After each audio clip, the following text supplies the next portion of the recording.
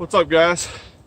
It is Sunday, May 7th, around 10:30 a.m. I've been on the trail about 30 minutes, and I am hiking in the southeastern Black Mountains of North Carolina.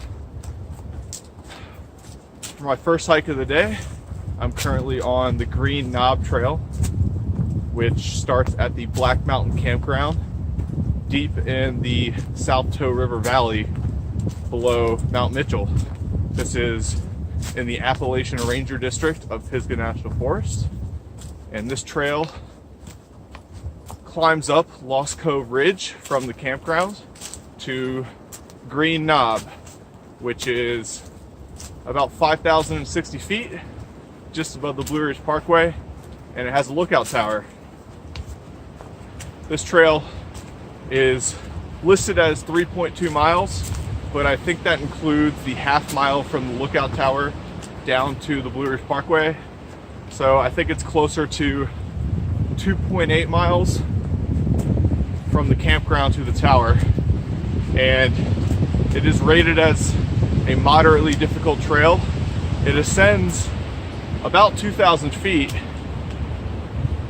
in less than 3 miles, which is a pretty steep climb. A few years ago, I hiked to Green Knob on a much more difficult route on the Snook's Nose Trail, which is on the south side of the mountain, coming up from the old fort area. And so I thought I'd try a shorter, less difficult hike to the tower today. This is going to be my first of either 2 or 3 hikes today, since this is going to be about a 6-mile round trip. I'll have plenty of time to do something else, and I'm looking forward to the hikes today. It's really nice and sunny outside, although very windy. The visibility is awesome, so I should get some great views. And if you notice, this camera is at a different angle than I've ever had before, because I recently got the stick pick, which I talked about in my summer gear list a couple days ago. So this is the first time I'm trying out that little item. I hope you enjoy it. This was a difficult hike to prepare for and decide upon. Not because it's dangerous or a wild area, but we had a really interesting week of weather. It's May 7th, but the weather this past week was more typical of winter weather in the mountains, and not mid-spring when it's already pretty hot. Earlier in the week, we had a high wind warning all over the mountains, and there were gusts recorded up to 93 miles an hour in the Great Smokies, and that means there are a lot of blowdowns from trees that close trails and roads. So I want to avoid any roads that might be in the middle of nowhere blocked by trees. And also, Friday night and Saturday morning, that front that blew through went from rain to snow. It actually snowed around 6 inches in the highest peaks of the Smokies and the Black Mountains, which I'm at today. So I want to avoid anything over 6,000 feet, really, because I didn't feel like a full winter hike. And that's kind of why I chose what I did today. As I was driving, this wasn't my first plan, but I saw snow on all of the Black Mountains, all over Mount Mitchell and Mount Craig. And I thought it'd be cool to have a nice open view of those snow-covered peaks in May. You know, as I've been hiking a lot over the past decade, there's not too many new places for me that are within a 3 to 4 hour drive. And so I'm checking them off. It's hard to decide on trips whether I want to see a new mountain or a new waterfall, or decide on a new trail. And today I did the latter. Both of the peaks I have in mind today, I've already hiked before, but I'm taking different trails to the top. So it'll still be mostly a new experience until I get to the summit. So should be a great day since both of these peaks have awesome views. You'll like it. A lot of the trails in this region go by some nice stands of old growth forest, both in the trails north of Old Fort and Marion and all around the Black Mountains. I think it's because of the steepness of the slopes. You don't really encounter many forest roads at high elevations, and this is just an example of a couple really large diameter trees along the trail.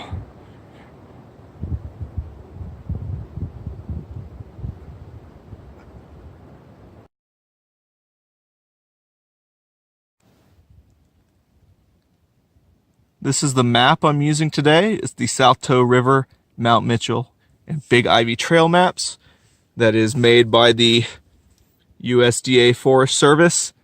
Usually these maps are great. They're my favorite maps. They're 1 in 24,000 scale, and they have much better trail, forest road, and road detail than the National Geographic maps that I've been using recently. I started in this highlighted area, which is the Black Mountain Campground and the Briar Bottom Group Campground. I started here at the parking area for the Mount Mitchell Trail, the River Loop Trail, and the Green Knob Trail. So I went south, following the Green Knob Trail, away from the South Toe River Valley, ascending Lost Cove Ridge, and I'm going towards Green Knob, which is just above the Blue Ridge Parkway.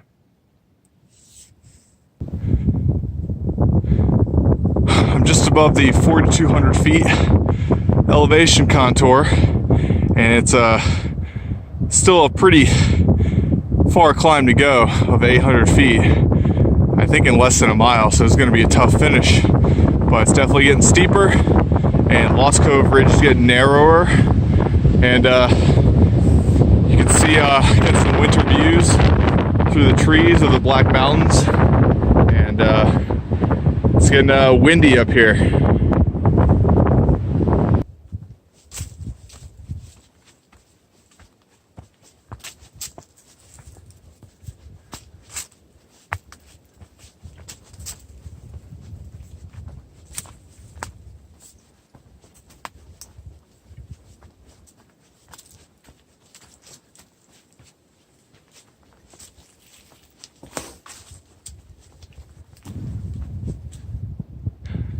At the summit of Green Knob at approximately 5,060 feet.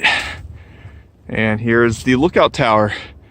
I forgot to look at my North Carolina Lookout Towers book, so I can't recall how tall it is, when it was built, etc. But it is a very pretty, one of the prettier fire towers in the state that I've been to.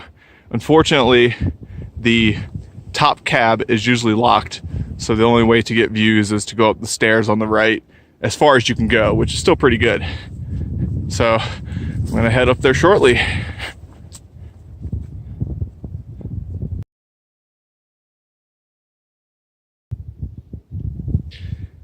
Just as I figured, the top cab is closed. Sometimes the Carolina Mountain Club leads hikes up here and brings the key, which would be awesome, because without getting to the top, you can't really see views clearly to the northeast, east, and the south. So, one day maybe I'll try to follow them on a hike, but it's still awesome views from the top to the southwest,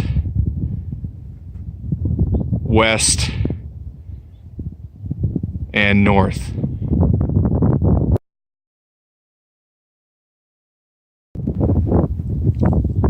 Okay, let me go over what we can see from the stairs. Below me is the Blue Ridge Parkway, and I'll start to the southwest. The ridge of mountains dead center are the Swannanoa Mountains, and to the left, the mountain with the tower on center left is Little Pisgah Mountain of the Hickory Mountains. To the distant southwest are the Great Balsam Mountains. Now, straight ahead to the southwest, we have excellent views of Pinnacle, one of my favorite peaks, which is probably my next hike. And then the double knob in between is Rocky Knob, and then Graybeard Mountain. The Blue Ridge Parkway goes between Black Mountain Gap straight ahead, and in the distance there is Thunderhead Mountain, and you can barely see it, but Craggy Pinnacle is sticking up above that gap to the left, and Craggy Dome, the tallest peak in the Great Craggy Mountains, is just above Bald Knob. Hard to tell, but there they are right there. Now we get into the Black Mountains. On the left, it begins with Potato Knob, and then the many antenna towers on Clingman's Peak, Mount Gibbs, and then it drops to Steps Gap before it climbs again to Mount Hallback. And here is Mount Mitchell, the tallest peak in the east. You can see a little snow on the south side, but trust me, if a couple hours ago there was a lot more snow on all of these peaks, you know, I figured it would burn off, but oh well. Still pretty awesome views. And then the double knob is Mount Craig and Big Tom, drops to Big Tom Gap, climbs to Balsam Cone, Cattail Peak, and Potato Hill, and then it drops steeply to Deep Gap before climbing to Winter Star Mountain, Gibbs Mountain, and Horse Rock, and in the distance there, I think it has a lot of snow on it, is Silo Knob. Pretty incredible views of the Black Mountains.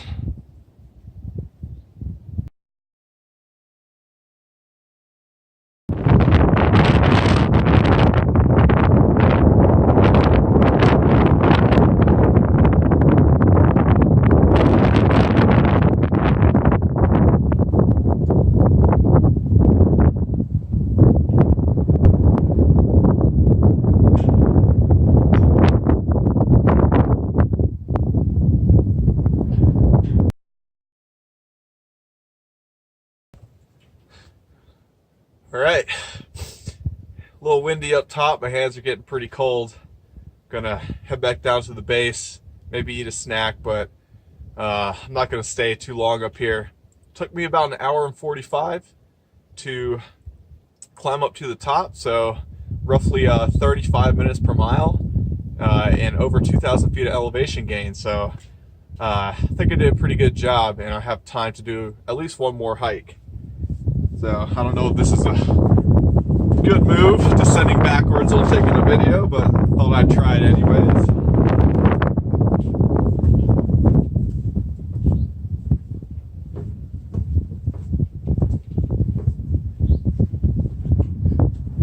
At least I'm out of the wind.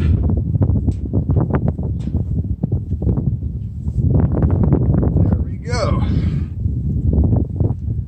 Show you the base area, protected from the wind by the trees, but you don't really get the views that you do on the stairs. You know, I really wish that you had a clearing out this way to see the South Mountains beyond Lake James. And on the way back down, I'll take a video clip of the viewpoint that you can see Linville Gorge. But about to head back down and fit in some more hikes. This is the overlook I was at earlier when I stopped to take a silent video of me hiking, and I wanted to stop here again because it has a much better view north. But I also wanted to point out the South Toe River Valley that flows north out of this bowl. And this is probably glacially carved, one of the few examples in the southeast because of its wide U shape.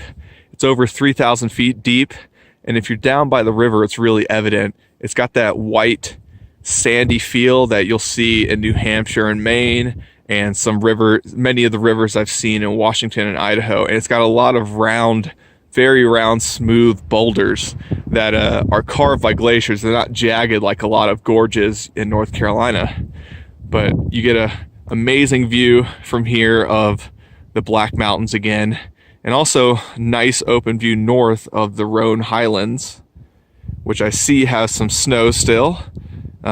Straight ahead is Roan High Knob, and then it drops to Round Bald and Jane Bald before climbing again to Grassy Ridge Bald and continuing northeast.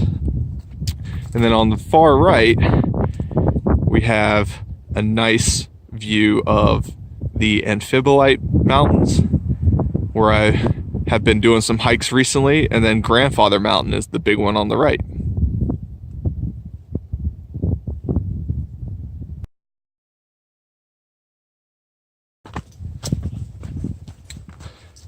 All right, guys, about finished with the hike. I think I'm a quarter mile or so from the parking lot. It's going to end up being around 5.8 miles in 3.5 hours.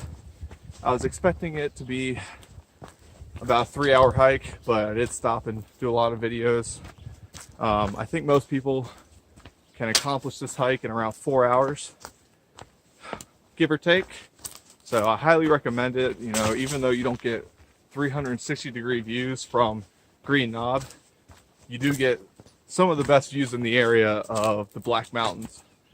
And it's not a very long hike. So if you're in the Mount Mitchell area and everyone seems to be going on the Mount Mitchell Trail, why don't you try Green Knob instead? I've only seen one person the entire hike, and that person wasn't even going up to Green Knob. They were just doing the lower loop.